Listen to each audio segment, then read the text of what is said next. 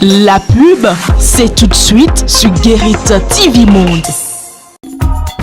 Un particulier met en vente dans la ville de Parakou à 15 millions de francs CFA une maison construite sur 2 carrés clôturés de superficie 500 mètres carrés chacun.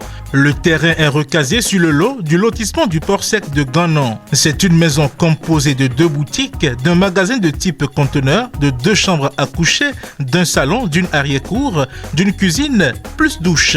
À l'intérieur, il y a un autre bâtiment de 5 portes, une chambre, un salon, une porte finie et 4 autres inachevés, ainsi que 8 battants de WC. La maison est située au quartier Bakpérou, 1er arrondissement de Parakou, derrière les rails, entre une voie de 20 mètres et une autre de 12 mètres. Toutes les pièces nécessaires à la vente de la maison sont à jour. Contact pour plus de renseignements, plus 229 91 88 88 62. Vous avez besoin d'un espace publicitaire pour faire connaître votre société ou vos produits? Seul Guérite TV Monde peut vous satisfaire. Pour tout renseignement, contactez le 00229 91 19 10 10. Guérite TV Monde, le leader des web TV.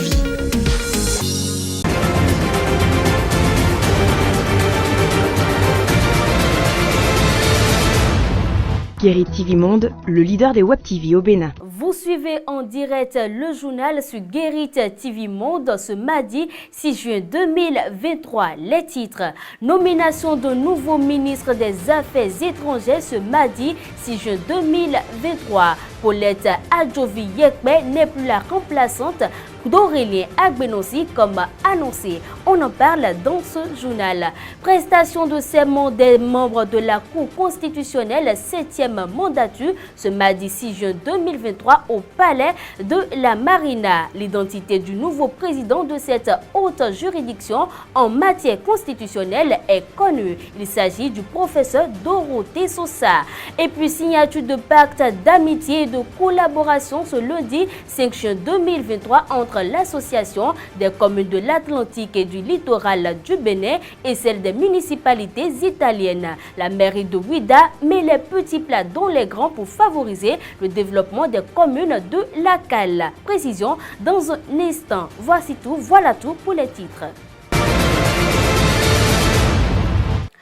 Merci de nous préférer pour vous informer. Après le limogeage de l'ex-ministre Aurélien Agbenossi, le poste du ministre des Affaires étrangères du Bénin était vacant. L'acte de nomination de sa remplaçante d'antan, Paulette Adjovi-Yekpe, n'a pas été rendu officiel et le commentateur du jour s'en préoccupait.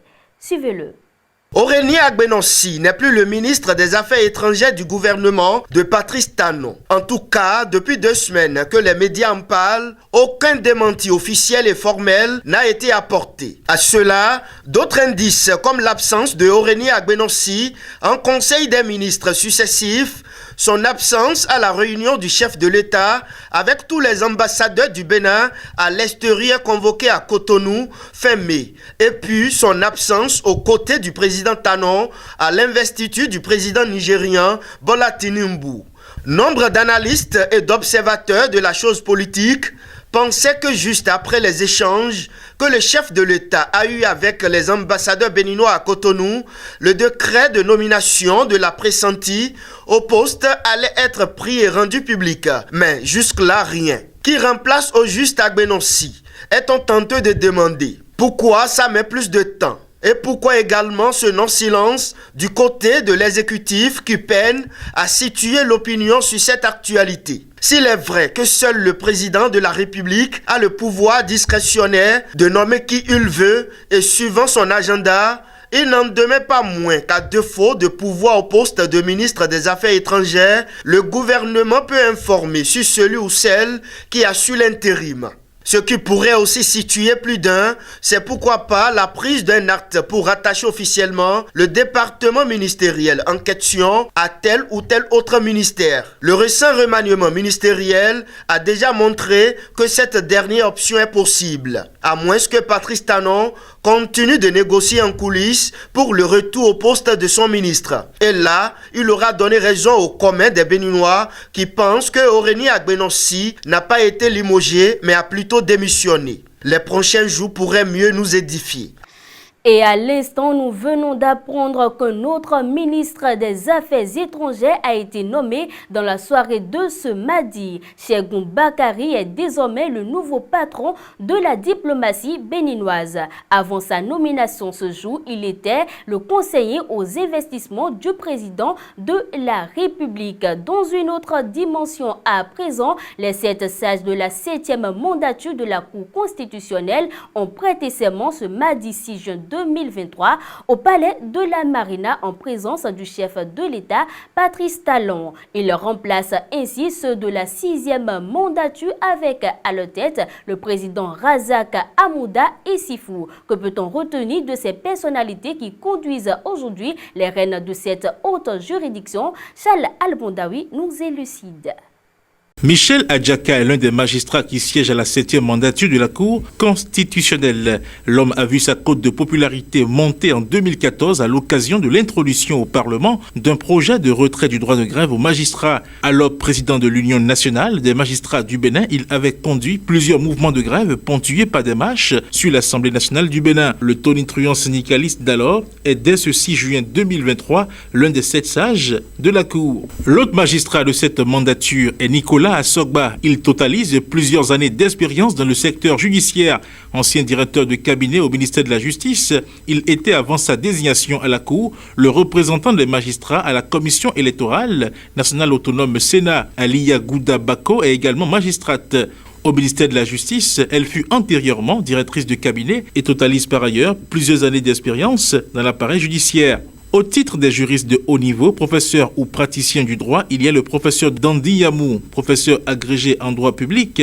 Elle avait un discours peu favorable à la révision de la loi fondamentale, initiée en 2017 par le gouvernement du président Patrice Talon. À l'occasion de plusieurs débats sur le sujet, elle affichait une position de réticence.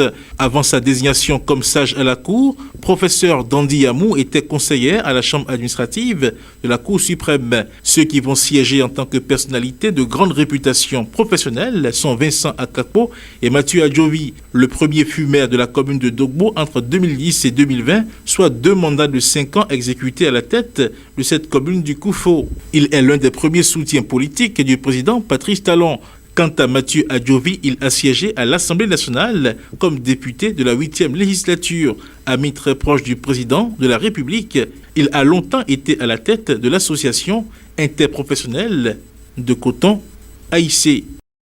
Et puis sachez que pour cette 7e mandature, Dorothée Sosa est le nouveau président de la haute juridiction compétente pour juger de la constitutionnalité des textes et lois. Charles Albondawi nous fait un zoom sur le remplaçant du président Razak Hamouda Issifou. Sans surprise, le professeur Dorothée Sosa est élu par ses pairs président de la 7e mandature de la Cour des 7 sages. Ce n'est point une surprise puisque le profil de l'homme le prédisposait à être élevé à cette fonction. Ancien secrétaire permanent de l'OADA, ancien ministre de la Justice et garde des Sceaux, il fut facilitateur du dialogue national initié en octobre 2019 au lendemain des législatives. Avocat, agrégé des facultés de droit, il est professeur titulaire de droit privé. Il est le juriste de haut niveau choisi par le président Patrice Talon. L'homme succède aux 2 présidents de la 6e mandature que l'institution a connus, à savoir le professeur Joseph Djogbenou et le magistrat Razaki Hamouda. Il faut remarquer que les rênes de l'institution sont confiées à un spécialiste de droit privé, comme ce fut le cas au début de la 6e mandature. La différence cette fois-ci est que dans cette mandature, il y a un spécialiste de droit public en la personne du professeur Dandi Yamou. On parle développement à présent. L'association des communes des départements de l'Atlantique et du littoral, ACAL, en collaboration avec l'association des municipalités italiennes, a signé un pacte d'amitié et de collaboration ce lundi 5 juin 2023 à la mairie de Ouidah. Ce pacte déjà scellé donne un nouvel élan au développement des communes de l'ACAL. Précision dans ce reportage. Cérémonie de signature de pacte d'amitié et de collaboration entre l'Association des municipalités italiennes et l'Association des communes de l'Atlantique et du littoral ACAL du Bénin. Cet acte fort qui marque un tournant décisif dans les relations entre le Bénin et l'Italie a eu lieu ce lundi 5 juin 2023 dans la commune de Ouidah. L'acte que nous posons ce jour représente le symbole fort de la volonté sans cesse réaffirmée de l'ANSI piémontais à soutenir l'ACAL à travers un partenariat formel avec en toile de fond des projets à répercussion positive pour nos chères populations. Ce partenariat qui est ici signé permettra à coup sûr le renforcement de la collaboration et des actions des deux associations pour le développement respectif. Il y a deux coopérations qui sont nouées et qui travaillent acharnement pour que nos petites populations de notre commune, la commune de Ouidah, mais également des 9 autres communes qui constituent la CAL, puissent avoir le développement qu'ils souhaitent tant. Aujourd'hui, la visite de M. l'ambassadeur à Ouidah témoigne de l'engagement de l'Italie auprès de la région d'Akal et surtout de la ville de Ouidah. Un pacte d'amitié certes, mais il s'agit également d'un partenariat porteur de développement pour divers secteurs à forte priorité. Nous sommes ici pour aller ensemble, nous sommes ici pour apporter notre expérience, notre capacité de travail, mais aussi notre amitié surtout. Ensemble, on peut arriver à des résultats formidables. Distingués membres de la délégation italienne, chers membres de la CAL, c'est le lieu de vous rassurer de mon engagement à vous accompagner en vue de donner pleine vie au présent pacte pour le bonheur des communautés à la base.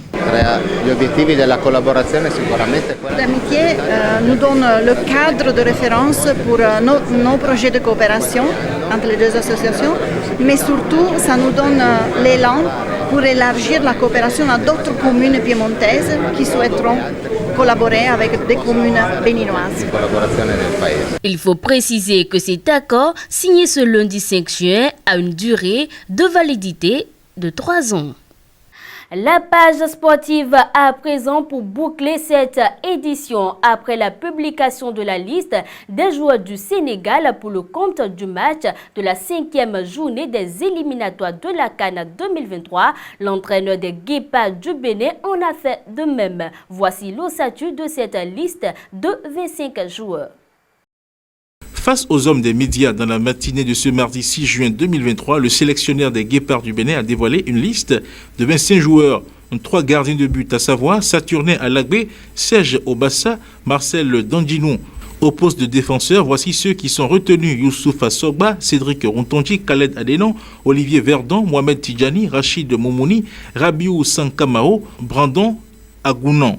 Poste de milieu de terrain, Matteo Arlenvi, Junior Olaïtan, Dodo Doku, Imran Hassan, Cécile Almeida, Prince Dossou, Ricardo, Stéphane Sessayon. Et au poste d'attaquant, il y a Jodel Dossou, Andrea Rontondi, Tossin Aïegoun, Steve Mounier, Alid Djankpata, Sebio Soukou, Marcelin Koupo. Dans cette équipe, il faut remarquer la présence de 4 nouvelles têtes et de 5 joueurs locaux.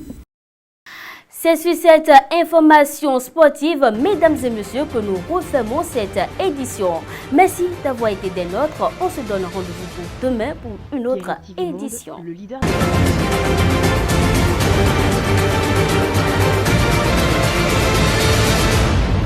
Guérit TV Monde, le leader des Web TV au Bénin.